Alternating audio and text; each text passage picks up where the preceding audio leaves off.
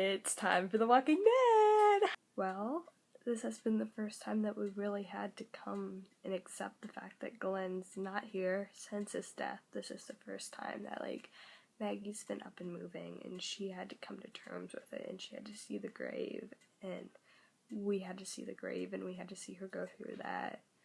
So, that was some feels right there. Her and the baby's fine, so that's what matters, that's good. They don't want her to stay there. I don't know how I feel about that. She's pregnant, so she definitely needs that doctor, and she needs to be staying there with that group for the time being. I'm sick. I can't stop coughing. Oh dear. But I also understand where the group is coming from when they don't want Maggie there, because that's going to put them into danger with Negan and his group. So, yeah, it's gonna be an interesting episode. What the heck? How is, are Sasha and Maggie the only ones hearing the music? And who left the gates open? And who lit all the fire? It just doesn't even make sense. It's like they're dreaming.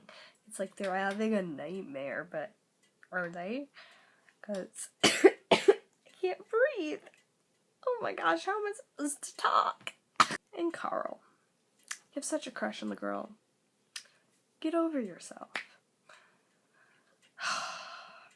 The doctors put her on bed rest, and then next thing we know, this chick is driving a tractor around. What, Maggie? Oh my goodness.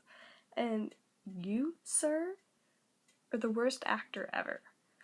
I don't know what you're talking about. Really. You're so stupid. He is not a good person to be in a leader position of this group. Not at all. Oh, and the roller skates? That's a nice touch. How cute is that? Maggie is straight savage. You can't not love her. And Carl had his first on-screen kiss. I'm 90% sure that was his first on-screen kiss. I don't remember him kissing anyone else. I'm really annoyed that Carl seems to think that he has to go out and kill Negan himself. No, sir, you don't. Calm yourself down. Carl, what are you doing in the bus or the van or whatever it is? Dude, why? I'm so glad that Enid is starting to develop a family with Maggie. I know last season she was really starting to develop a close family friendship with Maggie and Glenn. I'm glad that that's still continuing on between Maggie and Enid. And I know Maggie and Carl has always been close, and Carl and Enid's been close, and with talk of Rick not being here next season, I feel like they really have a strong family unit.